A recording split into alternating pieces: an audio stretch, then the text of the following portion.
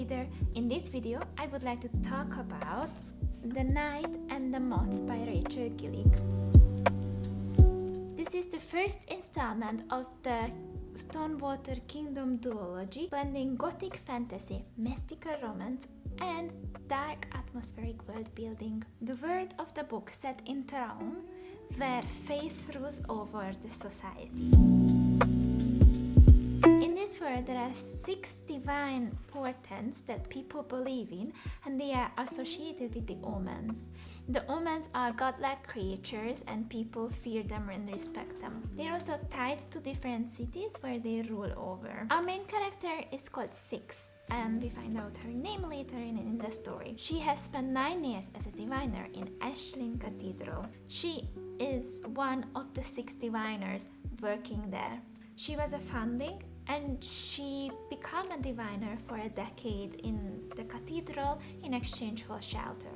And what does a diviner do? Well, in this world, they drown. Anyone who comes to visit the cathedral can ask a diviner to predict their future if they can afford their services. And during these ritual drownings, the diviners receives visions from these mystical entities called omens. The story starts as 6 terms is almost at the end, and the new king comes to visit the cathedral, and Six is asked to do the divination and predict the future of the new king, but she receives troubling visions from the omens. The king is traveling with his knights, and not so surprisingly, his best friend and best knight is a skeptical, heretical, but handsome knight called Roderick Rory Mendacious.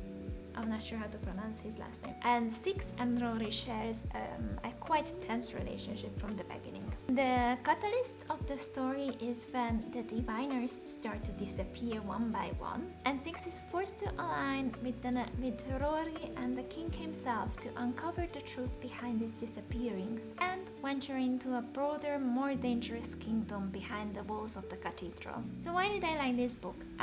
Without spoiling anything, I like the arc of the main character Six and her journey towards self-discovery and awakening. She was the most who developed during this story. I also think Gillig has a knack for writing very interesting and well-rounded supporting characters. Particularly in this book, I really liked Bartholomew, who is a gargoyle, a stone gargoyle from the cathedral, and he has one of the best and funniest lines in the book, and he lights up many of the scenes, and his funny character and funny remarks greatly bounce off the other characters. I also enjoy Gillig's writing style. It's very rich, it's very atmospheric, it's really easy to place yourself into the story and in the characters. And I also liked the plot twist at the very end of the book, and I'm not gonna say more about it, but it really well set the second book.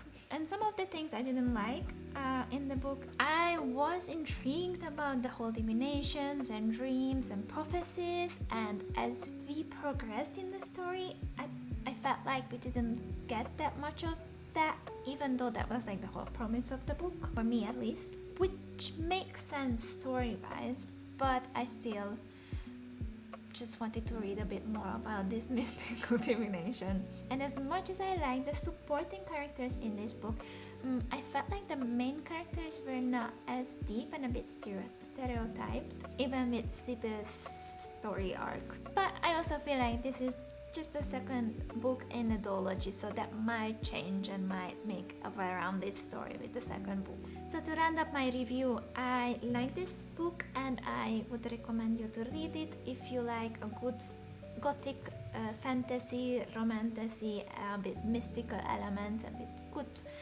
writing style. And I'm looking forward to the second book to come out, because I think the two together gonna be a great story. I would also recommend the first duology that Rachel Gillig wrote, The One Dark Window and The Two Twisted Crowns, because honestly those 2 books right now are still higher on my good book recommendation list, because I like the main characters more. The magic system with the cards were so unique, and the whole world was so very dark and misty and foggy and mystical, and it was just so cool. Anyways, thank you for watching this video, and I hope you got inspired to read this book, or if you read it, please let me know what you were thinking about it. And thanks for watching, and I wish you happy reading. Bye!